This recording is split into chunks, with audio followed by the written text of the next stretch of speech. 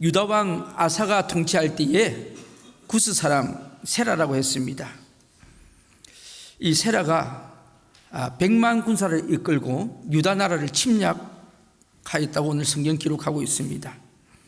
유다 나라는 이에 대항할 힘이 없었습니다. 나라가 망할 큰 위기가 온 것입니다. 이때 유다의 왕 아사 왕은 하나님 앞에 간절히 기도합니다. 오늘 11절 말씀 우리 같이 한번 11절 말씀 본문 같이 읽도록 하겠습니다. 아사가 그의 하나님 여호와께 부르짖어 이르되 여호와여 힘이 강한 자와 약한 자 사이에 주밖에 도와줄 이가 없사오니 우리 하나님 여호와여 우리를 도우소서. 우리가 주를 의지하오며 주의 이름을 의탁하옵고 이 많은 무리를 치러 왔나이다. 여호와여 주는 우리 하나님이시오니 원하건대 사람이 주를 이기지 못하게 하옵소서 하였더니 아멘. 이 기도에 하나님이 도우셨다. 그래서 도저히 이길 수 없었던 전쟁이었는데 기적적으로 이기고 하나님의 나라를 지키게 되었다는 말씀입니다. 역사에도 이와 같이 하나님의 기적적인 도움으로 나라를 지킨 역사가 종종 있습니다. 그 대표적인 것이 우리나라 6.25 전쟁입니다. 어저께 우리 오클랜드에 있는 우리 뉴질랜드 참전용사들 모셔다가 저희들이 초청 감사 행사를 가졌습니다. 올해가 마지막이 된 것 같아요. 연세들이 너무 많으셔서, 물론 지금도 움직이는 분도 있지만 연세가 너무 많으셔서 제가 5년 전에 왔을 때만 해도 한 40-50명이 오셨는데 어저께 오신 분들이 5명, 6명밖에 안 됐어요. 가족들하고 12명이 오셨는데 마지막이라는 그 소리 때문에 그런지 또 그 대표 인사하시면서 울먹울먹 하시는 모습을 봤습니다. 6.25가 일어난 지 지금 69년이 되었습니다. 이제 내일 모레 6.25 일어난 지 69년이 됩니다. 거의 70년 가까이 됐잖아요. 많은 분들이 6.25를 잊어버리고 있습니다. 참 안타깝게도 지금 우리 조국 한국에서는 이 6.25가 북침설이라고 가리키는 사람도 있습니다. 우리가 역사를 똑바로 알아야 합니다.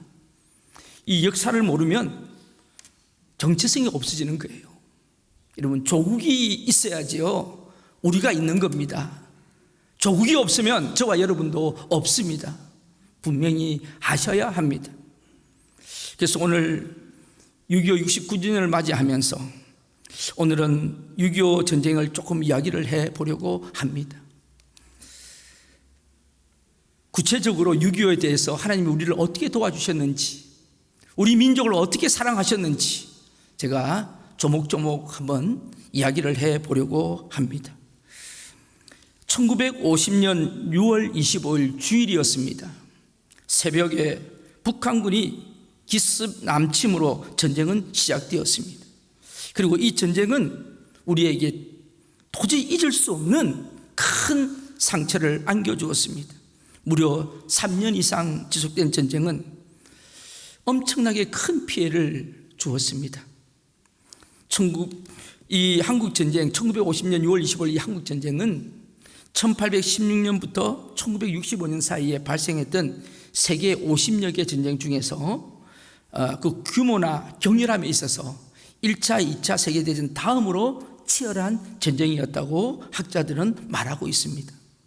남과 북 전쟁으로 인하여 엄청난 많은 인적인 그리고 물적 피해를 입었습니다. 전국적으로 43%의 산업시설이 붕괴되었고 그리고 33%의 주택이 파괴되었습니다.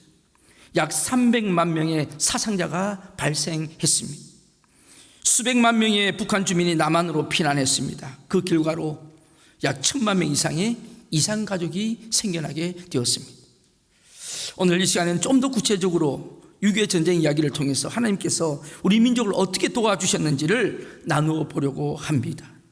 1950년 6월 25일 새벽 4시입니다. 북한이 남한을 침공해서 서울이 3일 만에 함락되고 한 달도 못 되어서 남한 전체가 짓밟히고 대구와 부산만 남게 되었습니다. 당시 북한은 소련의 지원과 모태통의 협력으로 지상군이 20만 명, 비행기가 200여 대, 대포가 400여 문, 탱크가 240대로 무장하여 총공격을 감행했던 것입니다. 이에 비해서 한국군은 지상군이 10만 명이었는데 그중에서 군인이 6만 명이었고 경찰이 4만 명이었다고 합니다. 탱크는 한 대도 없었고요, 탱크를 부술 수 있는 야포나 대포도 전혀 없었습니다. 더구나 6월 25일은 주일 일요일이었습니다. 군인의 3분의 1은 휴가 외박으로 나간 상태에서 기습을 당했습니다. 도저히 이길 수 없는 전쟁이었습니다. 한국의 정교조 교사들이 북침이라고 이야기를 하는데 도저히 이해가 되지 않는 부분이 이 부분입니다. 만약에 북침을 했다면 그 군사들을, 전쟁할 군사들 3분의 1을 외박을 보낼 수가 없지 않습니까? 결과적으로 하나님의 도우심으로 우리나라를 지켜내었던 것입니다. 6.25 전쟁에서 초기에 남한이 참패했던 원인을 제가 몇 가지 이유를 대보려고 합니다. 첫 번째는 정치적으로 안정되지 못한 상황이었습니다. 일제 36년간의 압제에서 해방되었지만 정치적으로 나라가 안정되지를 못했습니다. 북한은 공산당이 독재체제를 이루었지만 남한에는 끊임없이 잡음들이 있었습니다. 특히 북한에서 훈련받았던 이 빨치산들이 이 지리산이나 또 영천 보현산에서 있었고요. 그리고 이승만 정부가 1948년 정부를 수립했지만 나라를 다스릴 수 있는 체계적인 그런 체계를 갖추고 있지 못했던 형편이었습니다. 두 번째는요, 북한의 남침에 대한 대비가 전혀 없었다는 것입니다. 북한 김일성은 한반도를 공산화하기 위해서 철저한 준비를 했습니다. 북한은 전쟁 개시 1년 전부터 사실상 전시체제로 들어갔습니다. 북한은 중학생 이상의 모든 학교에 장교를 배치시켜서 학생들을 훈련시켰고, 그리고 북한 전역에 조국 보위후원회를 조직하고 17살부터 40세까지 모든 남녀를 동원해서 강제로 군사훈련을 실시했습니다. 그리고 모든 준비를 철저히 한 후에 6월 25일 날을 잡아서 전면 침략을 하였던 것입니다. 반면에 남한은 뭐 하고 있었어요? 북한이 설마 침략하겠냐? 같은 민족인데. 그래서 전혀 대비가 되지 못했던 것입니다. 그리고 군 수뇌부도 문제가 있었습니다. 전방에 있는 정보원들이 북한이 지금 대규모 남침을 할 것이라는 그 보고를 수없이 했지만 군 수뇌부가 이를 묵살하고 말았습니다. 전쟁 전에 북한의 거짓 공세가, 평화 공세가 요란했습니다. 그래서 1950년 6월 24일에 비상사태를 해제하고, 그리고 전방에 있는 국군 장병들 절반을 휴가와 그리고 외박으로 다 내보냈습니다. 그것뿐입니까? 군 고위 간부들은 6월 25일 서울로 불러서 새벽까지 파티를 열고 있었던 상황이었습니다. 바로 그날 새벽에 이 공산군이 남침을 하였던 것입니다. 이처럼 6.25 전의 한국군 모습을 보면 북한의 남침에 전혀 대응을 하지 못하고 있었습니다. 그리하여 전쟁이 일어난 후에는 부산 이론만 겨우 남고 전국이 북한군의 군하에 짓밟히게 됩니다. 김일성의 승리는 확실하게 보였습니다. 대한민국은 이제 지구상에서 사라질 운명에 처하게 됐던 것입니다. 만약 그때 그 일주일을 견디지 못했다면 결국 우리 대한민국은 없었을 것입니다. 이런 위기에 하나님의 도우심이 일어났던 것입니다. 그리고 전세를 역전시키고 서로를 수복하고 다시 회복시킬 수 있었던 것은 많은 전쟁학자들이 이야기합니다. 그것은 기적이었다고 이야기를 합니다. 그러나 저는 이것을 이렇게 바꾸고 싶습니다. 전적으로 하나님의 보호하심과 지키심의 기적의 역사였다. 그래서 대한민국을 지킬 수 있었던 것입니다. 그러면 어떻게 그런 위기에서 우리가 살아남을 수 있었을까?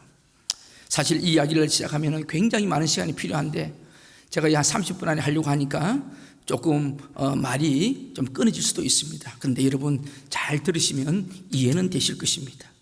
남한이 6.25 전쟁에서 살아남을 수 있었던 기적 첫 번째는요, 바로 미국과 유엔군의 신속한 참전을 결정한 것이 기적이었습니다. 미국의 트루만 대통령은 한국이 침략을 받았다는 보고를 받고 하나님 앞에 간절히 기도를 했다고 합니다. 기도한 후에 한국을 도우라고 명령함으로써 그 당시에 일본에서 사령관으로 있던 메가드 사령관을 중심으로 부대가 일본에서 부산으로 바로 들어오게 되었던 것입니다. 자기 나라 일도 아닌데 그렇게 신속하게 미군의 파병을 결정한 것이 바로 저는 기적이라고 생각합니다. 트루먼은 미국의 참전 결정에 10초도 안 걸렸다고 그의 회고록에서 분명히 말하고 있습니다. 그리고 트루먼은 이렇게 혼자 말했다고 합니다. 하나님께서 그 자들을 대가를 치르도록 해주겠어. 그 자들은 공산주의를 이야기하죠. 트루먼 결정에는 그의 신앙이 중요한 요소가 되었다는 것입니다. 근데 여러분, 이 신앙 갖고 됩니까? 미국 대통령입니다. 정치적으로 대통령입니다. 대통령이 자기가 결정한다고 되겠습니까? 그런데 이 결정이 결코 쉬운 일은 아니었다는 거죠. 자신의 결심에 따라 전쟁이 확대되고 미국 국민이 한국 땅에 가서 죽어야 하는데, 여러분, 트루먼 대통령은 생전에 자신이 내린 결정 가운데서 한국 전쟁 참전이 가장 어려운 결정이었다고 그의 회고록에서 이야기를 하고 있습니다. 과거에 미국이 이런 신속한 파병 결정은 역사에 없었다는 것입니다. 만약 미국이 조금만 일주일 정도만 파병을 미루었어도 한국은 공산주의 손에 들어가고 말았을 것이라는 겁니다. 사실 그 당시 트루먼은요, 한국을 지켜야 할 의무가 없었습니다. 잘 아시죠? 한국은 미국이 싸워서 보호할 만한 전략적인 가치가 없는 곳이라고 판단을 하고 애치슨 라인을 선포했습니다. 미국의 국방부 장관이었던 애치슨이 극동 방위선을 끄면서 한국을 제외시키고 일본으로 이렇게 라인을 끈 거예요. 이제 한국은 제외되었던 것입니다. 그런데 그런 나라를 어떻게 갑자기 파병을 결정할 수가 있겠습니까? 그런 점에서 이 트루먼의 파병 결정은 극히 예외적인 조치였다는 것입니다. 다시 말씀드리면 트루먼의 결정은 하나님의 도움이었다는 것밖에 말할 수가 없는 것입니다. 또한 유엔 안보리에서요, 유엔군 파병 결정을 하는데 상임 이사국 5개 나라가 의견을 모아야만 가능하다는 것입니다. 아시죠? 잘. 그런데 만약 5나라 중에 한 나라라도 반대를 하면 어떻게 돼요? 안 됩니다. 상임 이사국 중에 5나라 중에 한 나라만 반대해도 파병할 수가 없는 겁니다. 그런데요, 소련 대표가 그때 참석하여 거부권을 만약에 행사했다면 아마 연합군의 유엔군의 참전은 불가능했다는 말입니다. 그런데 이상하게 그때 그 회의 시간에 유엔 안보리 회의에 소련 대표가 불참하였고, 그래서 미국, 영국, 프랑스, 중국, 이 대만이죠, 유엔군 파병을 만장일치로 결의함으로 유엔군이 우리나라 파병되어서 북한군과 싸우게 되었다는 것입니다. 여러분, 이것도 기적이었습니다. 어떻게 소련 대표가 그 중요한 회의에 불참했을까요?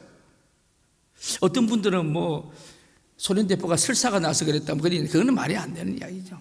무슨 설사가 나는다고 설사약 먹고 참여하면 되잖아요. 그게 아니었습니다. 여기에는 이유가 있습니다. 제가 조금 이따가 말씀드릴게요.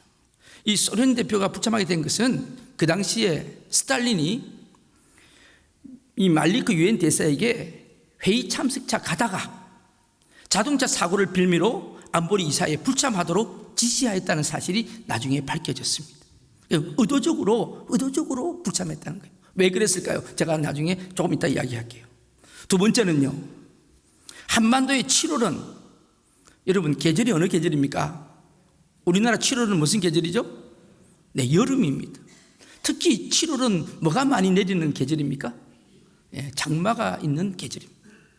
그런데 참 놀랍게도요, 1950년 7월은요, 그 장마철에 맑은 날씨가 많았다는 거예요. 그래서 유엔군 비행기가 뜰 때마다 날씨가 안 좋으면 비행기가 뜰 수가 없는데 비행기가 뜰 때마다 날씨가 좋아서 폭격을 많이 할 수 있었고, 그래서 결국은 북한군의 보급로를 끊을 수 있었다는 거죠. 북한군들이 낮에는 이 공습 때문에 보급로를 움직이지 못하고 밤에 지게를 지고 움직였다는 거예요. 그러니까 이것 때문에 나중에 국군이 밀고 올라가는데 큰 역할을 했다고 역사는 이야기를 합니다. 여러분, 날씨를 추락하는 것은 인간이 할 수 있는 일일까요? 하나님의 도움이라는 것입니다. 세 번째는요, 북한이 서울을 점령한 후에 일주일간 이유 없이 머물고 지체했다는 거예요. 이건 참 중요한, 역사적으로 중요한 사건입니다. 1950년 6월 25일 새벽에 남침을 시작한 북한 인민군은 28일 새벽에 서울을 점령하게 됩니다. 그런데 물론 한강다리가 폭파가 되었다고 해도 무슨 방법을 써서라도 한강을 넘어서 남으로 진격을 했어야 했습니다. 제가 만약에 군인 지휘관이었더라도 그때 가야 돼요. 그거 가지 않으면 놓치거든요. 그런데 서울 진입 후에 우물쭈물 일주일을 지체했다는 이야기입니다. 그 일주일의 시간이요, 결국은 미국 및 유엔 연합군이 한반도로 진입하는 시간을 만들어준 것이 되었던 거죠.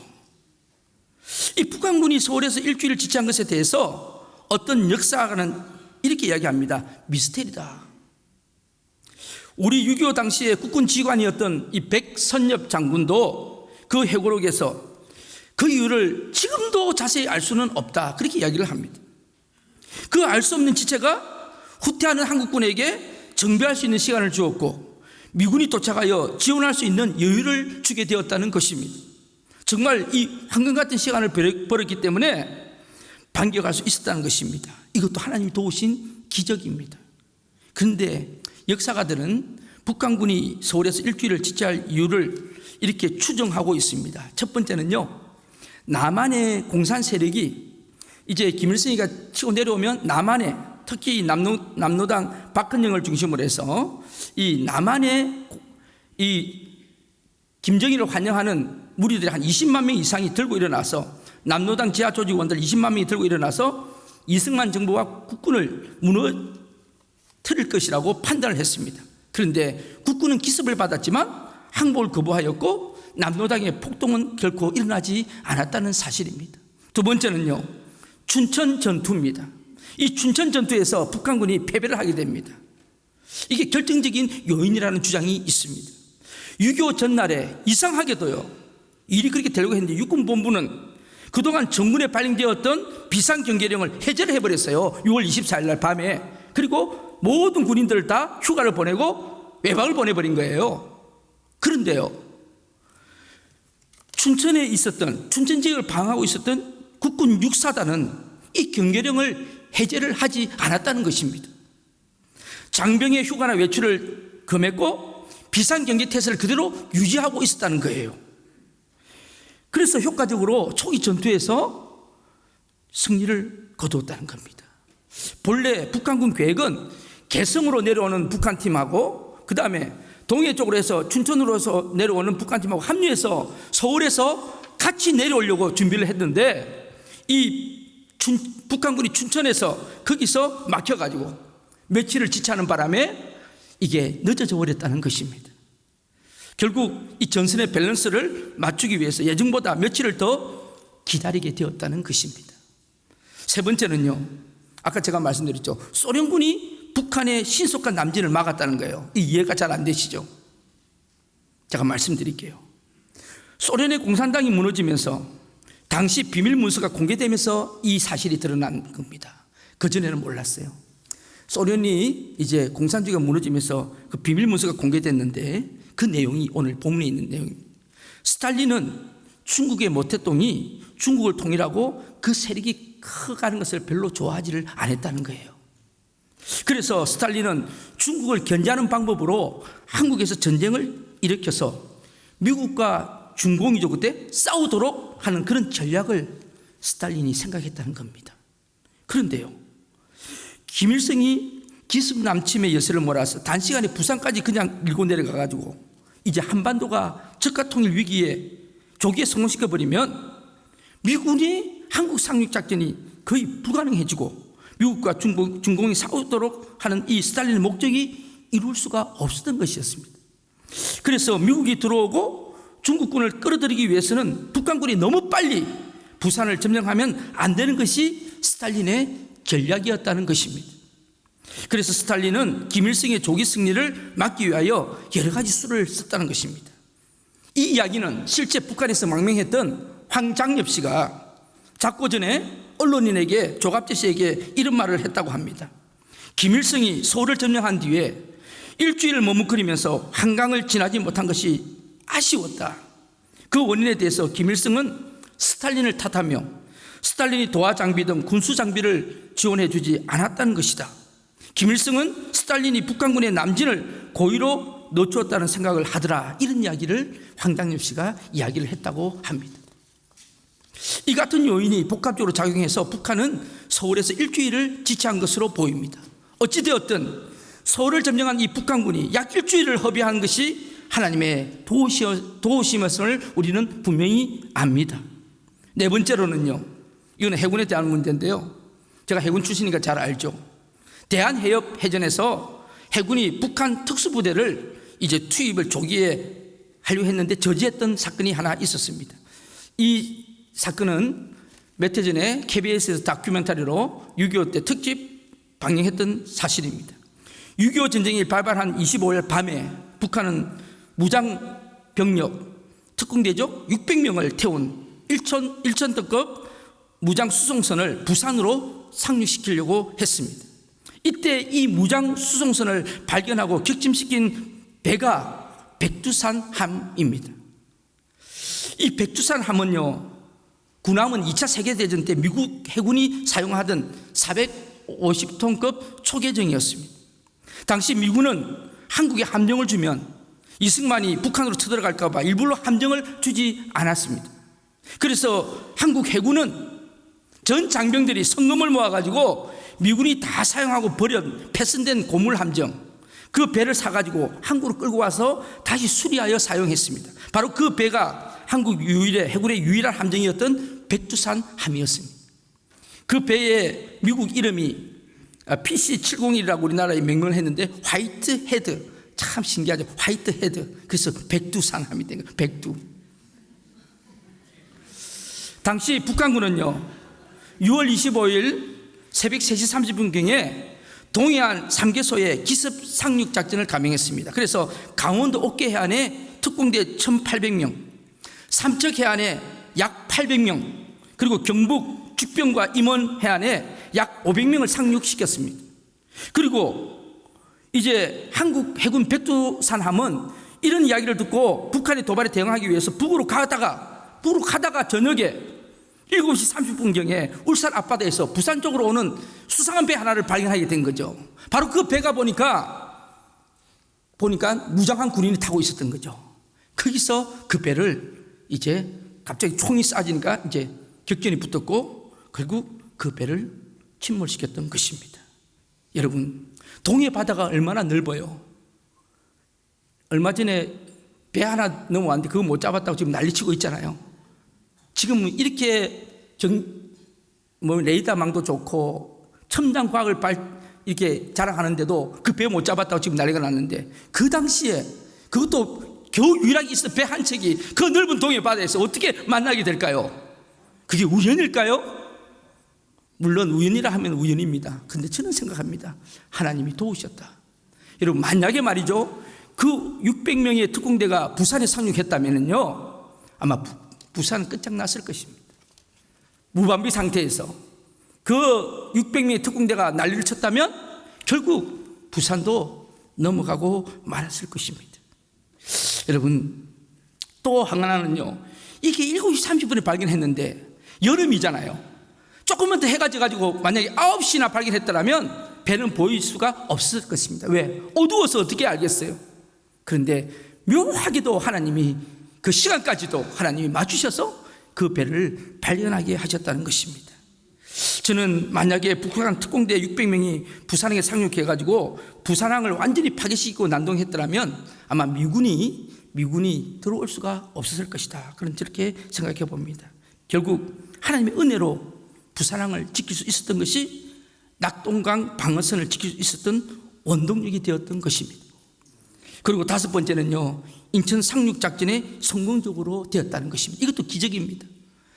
제가 해군대학에 있으면서 이 전략회의, 이 전쟁 워게임을 하는데요, 전쟁사를 연구하는 학자들은 인천 상륙작전이 말이 안 되는 이야기라는 겁니다.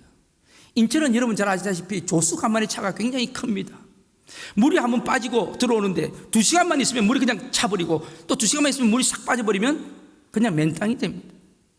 그런데 이곳에서 상륙작전을 한다는 것은 이거는 말이 안 되는 거예요. 왜요? 만약에 상륙작전 하다가 2시간만 그 안에 성공시키지 못하면 물이 들어와가지고 끝이 나버린다는 거예요. 할 수가 없는 곳이 인천이라는 곳입니다.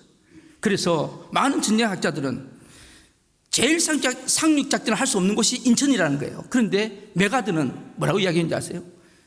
그게 바로 장점이다. 아무도 생각 못하는 그곳이 우리가 상륙해야 될 곳이다. 이렇게 밀어붙였던 거예요.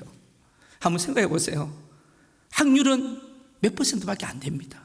그런데 그걸 밀어붙였던 거죠. 거기다가요, 재미난 것은요, 그 당시에 미군이 낙동강 방어선을 저지한다고 미국의 미 해병대가 들어와가지고 같이 있었어요. 그런데 지금 메가드가 상륙작전을 하려고 하면, 여자분들은 잘 모르시겠지만 해병대는요 상륙작전을 하는데 해병대가 필요합니다. 그런데 그 미군 해병을 상륙작전을 위해서 인천으로 빼돌리면, 워크 소장이 그 이야기 한 거예요. 우리 해병대 빼돌리면 우리 이 낙동강은 무너진다. 그러면 이 나라는 끝이 난다고 극구 반대를 했는데도 이 메가드가 그 이야기를 한 거예요. 당신이 낙동강에서 서울까지 올라오면 10만 명 이상이 죽는다. 전쟁을 하려면 10만 명이 죽는다. 그런데 인천 상륙작전을 해서 허리를 자르면 그 10만 명의 목숨을 살릴 수 있다. 그러면서 그 미국 해병대 인원을 빼가지고 바로 상륙작전에 투입을 했던 것입니다. 그래서 결국은 이 상륙작전이 미국 첩보부대를 미리 투입해가지고 인천 그 월미도 지역의 방어 상태를 면밀하게 파악해서 상륙작전을 준비했지요. 그게 영화된 것이 바로 인천 상륙작전이라는 영화입니다. 저는 그 영화를 아주 감명 있게 잘 봤습니다. 영화에도 나오는 장면인데, 인천항으로 들어가려면, 함정이 들어가려면 8미도의 그 등대의 불을 밝혀야 했습니다. 그런데 그 8미도로 특공대가 투입이 됩니다. 특공대는 8미도를 지키는 인민군이 있어서 그 인민군이 총소리가 나지 않도록, 총소리가 나면 또 들키잖아요. 그러니까 총소리가 나지 않도록 은밀하게 그 사람들을 죽여야 했습니다. 그래서 특공대가 투입이 되었어. 끈을 가지고 왔다. 끈을 가지고 와서 목을 졸라서 죽이는 그런 특공대 임무를 하게 됐습니다. 그리고 난 뒤에 이제는 그 8미터의 등불을 켜야 되는데, 그 등불을 켜는 것까지 특공대가 해야 될 일이었습니다. 그런데요, 지금 인민군들을 죽이고 난 뒤에 이제 그게 9월 15일 0시에 이제 등대를 밝히도록 작전 명령이 떨어졌는데, 인민군들을 죽였는데 등불을 켜려고 하니까 나사가 하나 있어야 돼요. 나사가. 그 조립하는 나사가 있어야 돼요. 그 나사가 없는 거예요. 그래서 그 나사를 찾는다고 특공대들이 막 사방을 뒤졌는데 없는 거예요. 그때 특공대원 중에서 최규병 대원이 아마 기독교인이었던 것 같습니다. 이 사람이 기도했습니다. 하나님, 나사를 못 찾겠습니다. 도와주세요. 간절히 기도하면서 나사를 찾는데 막 더듬는데 손에 뭐가 하나 잡히더라는 거죠. 그 손에 잡히는 그게 보니까 그게 바로 등대불을 켜는 나사였던 것입니다. 그리고 그래서 극적으로 그 등대불을 밝혔는데 그때가 새벽 1시 50분이었다고 합니다. 그 등대불을 보고 그래서 군함 261척이 인천항으로 들어갈 수 있었고, 역사적인 인천 상륙작전이 성공적으로 끝날 수 있었다는 것입니다. 여러분, 생각해 보면 하나님의 도움으로 나사를 찾을 수 있었고, 하나님의 도움으로 8미도 등대를 밝혀서 인천 상륙작전이 성공적으로 끝날 수 있었다고 믿습니다. 마지막으로요, 원산 철수작전이 이루어진 것이 기적입니다. 이것은 군인들이 아니면 또 전쟁에 또 관심 있는 사람이 아니면 잘 모르는 이야기인데, 여러분, 6.25 전쟁에서 가장 두 번째 큰 위기는 일사후퇴 때였습니다. 그렇죠? 일사후퇴. 거의 우리가 다 됐는데 일사후퇴를 하게 됐어요. 누구 때문에요? 누구 때문에 그랬습니까? 예, 중공군이 개입하면서 그렇게 됐죠. 유엔군이 속절없이 후퇴할 때 메가드 장군이 그런 건의를 했다고 합니다. 만주 쪽에, 그리고 중국 해안에, 그리고 대만에 장개석 군대를 투입해서 원폭을 투입하자, 이걸 건의를 했습니다. 그 건의사항이 받아들여졌나요?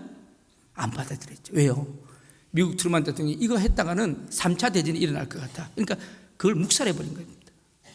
그리고요, 영국의 애틀리 수상도 미국 영국 정상회담에서 그렇게 하지 말고 한국을 포기하라고, 그렇게 결국은 그렇게 이야기했을 때 메가드가 이야기했습니다. 메가드 장군이 그럼 우리 한국 포기하고 일본으로 다 철수한다, 일본을 지키고 우리 철수한다 그랬을 때, 여러분, 트루먼 대통령이 한 말이 우리의 가슴을 칩니다. 트루먼이 이런 이야기를 합니다. 미국은 친구가 어려울 때 버리는 나라가 아닙니다. 한국을 포기하면 우리가 믿고 싸웠던 이들은 다 죽게 될 것입니다. 그러면서 메가드 장군에게 이렇게 이야기했다고 합니다. 싸우다가 져서 한국에서 철수하는 것은 어쩔 수 없지만 미리 포기해서는 안 된다고 엄명을 하였습니다. 그래 미군은 다시 중공에 하게 되었는데 그게 바로 트루먼 대통령의 결단이었다고 합니다. 그것 때문에 결국 휴전선까지 양보를 하지 않고 막을 수 있었다는 것입니다. 그런데 제가 말씀드리고 싶은 것은 원산 철수 작전인데 1950년 10월 1일 38선을 통과해서 북진하던 유엔군을 막은 것이 중공군인데 그때 중공군이 30만에서 40만 명이 투입이 됩니다. 반면에 미군은 더 이상 정원할 군대가 없었어요. 군인이 없었어요. 그 군인도 2차 대전 때 싸우던 군인, 제대한 군인들을 다시 불러다가 한국을 보냈는데 이제 더 이상 보낼 군인이 없는 겁니다. 근데 중공은 3, 40만 명이 몰려서 들어오고 있습니다. 밀 수밖에 없었던 거죠. 만약에 그대로 뒀으면 아마 부산까지 다시 또 밀 수밖에 없는 상황이었습니다. 그때 미국 해병대가요, 북한의 원산에 상륙해서 개마고원 쪽에, 장진호 쪽에 15,000명이 있었어요. 근데 중공군이 그걸 알고 미 해병대를 전멸시키기 위해서 20만 명을 그 장진호 주변에다가 산주에다가 포위를 시켜놨어요. 그래서 미국 해병대를 완전히 포위시켜버렸습니다. 그때 중국이 이야기했습니다. 이제 승리는 따놓은 당상이다. 큰 소리 쳤고 이 미 해병대가 이 포위를 뚫고 원산으로 퇴각하느냐 하는 것이 전 세계의 관심이기도 했습니다. 그런데 여러분, 아무리 미군이 성공적으로 후퇴할 것이라고는 예상을 못했는데 미 해병대가 중공군의 그 포위망을 뚫고 성공적으로 원산까지 철수를 하게 됩니다. 어떻게 그런 일이 있었을까요? 여기 하나님의 놀라운 도움이 있었어요. 무슨 일이냐면 철수하면서 10일 동안 엄청난 전투가 그 장진호 주변에서 벌어졌는데 이걸 갖다가 장진호 전투라고 이야기를 합니다. 근데 여기서 미군은요 900명이 전사했고 중공군은 34,000명이 거기서 그 한 자리에서 죽습니다. 미군이 전투를 잘해서 이긴 게 아니고요, 하나님의 은혜가 있었던 거예요. 그 당시에 그 개마공원에 겨울이었는데 수십 년 만에 가장 추운 날씨였다는 거예요. 영하 40도까지 온도가 떨어졌다는 겁니다. 그래서 여러분, 중공군들은 산꼭대기에 다 포위하고 있었고 미군들은 다 산 밑에 있었거든요. 산 위가 추워요? 산 밑이 추워요? 그때 그 영하 40도니까 중공군들 3만 명이 다 얼어 죽은 겁니다. 40도 되는데 그 산꼭대기 매번 갈려 있으니까 어떻게 살겠어요? 그러니까 3만 명이 다 얼어서 전쟁을 못하는 동사가 되었습니다. 여러분, 미군은요 동상으로 부상당한 병사는 있었지만 얼어 죽은 병사는 없었다고 합니다. 그러나 중공군은 산 위에 있었기 때문에 거의 다 전투를 하지 못할 정도로 다 무력화되고 말았던 거죠. 그래서 미군은 원산 철수 작전으로 안전하게 퇴각해서 다시 전열을 정비할 수 있었다고 합니다. 그에 비해서 중공군은 전투를 못할 정도가 되어버려서 동부전선은 휴전선 이남으로 진격할 수가 없었다는 것입니다. 그래서 지금 동쪽이 여러분 이렇게 높여져 올라가 있는 거 아시죠? 휴전선이 아세요? 제가 그 강원도 고성군에서 상황장교를 했거든요. 그 옆으로 줄 딱 끄면 평양 밑에 쌀이원입니다. 그 38선 옆으로 줄 끄면. 일사후퇴는 이 장진호 전투 때문에 38선 근처에서 유엔군이 다시 반격할 수 있는 힘을 가지게 되었습니다. 그런데 그해 겨울이 왜 그렇게 추웠을까요? 바로 하나님의 도우심이죠. 하나님이 그의 겨울을 춥게 했기 때문에 결국 중공군은 추위로 거의 망하고 말았지만 미군은 피해를 덜 보고 무사히 퇴각할 수 있었다고 저는 생각합니다. 그러므로 이 원산 철수 작전도 하나님의 도우심으로 이루어진 일입니다. 정리합니다. 이 모든 것을 돌아보면 하나님이 우리나라를 6.25의 위기에서 순간순간마다 지켜주셨습니다. 그러나 전쟁의 결과는 비참했습니다. 여러분 잘 아시고 자녀들에게도 교육하세요. 6.25 전쟁으로 인해서 전 국토가 잿더미가 되었고 1,000만 명 이상의 이산가족이 생겨났고 남편을 잃은 미망인만 30만 명, 전쟁 고아가 10만 명, 전사 및 행방불명된 자가 18만 명. 여러분 지진이 나서 5천 명만 죽었다 해도 엄청난 사건인데 18만 명이 죽고 행방불명이 되었어요. 부상자가 33만 명, 이재민이 360만 명. 여러분, 교회도 심각한 피해가 있었습니다. 수많은 교회 건물이 폭격으로 파괴되었고, 전쟁이 시작되는 6개월 만에 1373개 교회가 완전히 파괴되었고, 그 후에 666개 교회가 부분적으로 파손되었습니다. 2000여 교회가 소실되었습니다. 거기다가 서울 소재 성서공회와 기독교세가 불타는 바람에 귀중한 자료들이 많이 소실되었습니다.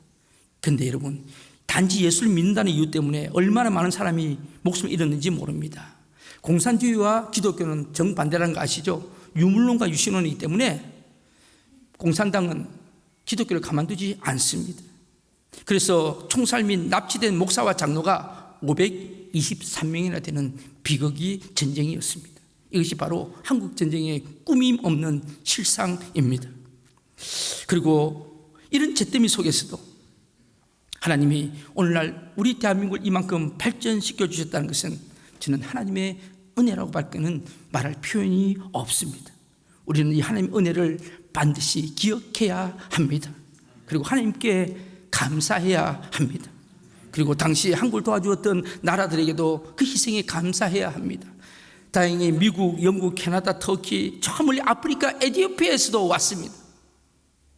여러분, 21개국에 194만 1000명의 용사들이 전혀 모르는 나라, 한 번도 만나본 적이 없는 사람들을 위해서 참전해 주어가지고 오늘도 이렇게 저희들이 살아가고 있는 것입니다.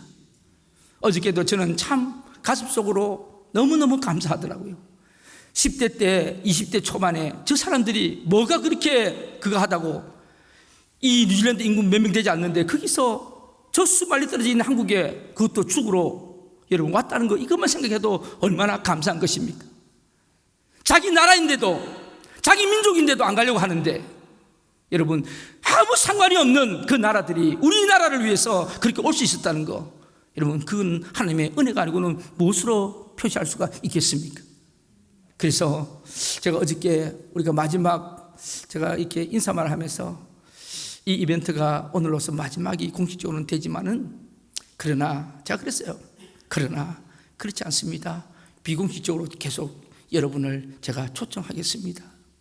교회에서는 이제 마지막이지만 그분들을 비공식적으로 어느 식당이고 불러서 꼭 이맘때에 식사를 꼭 대접해 드리려고 합니다. 여러분, 우리 이 은혜에 잊어서는 안 됩니다.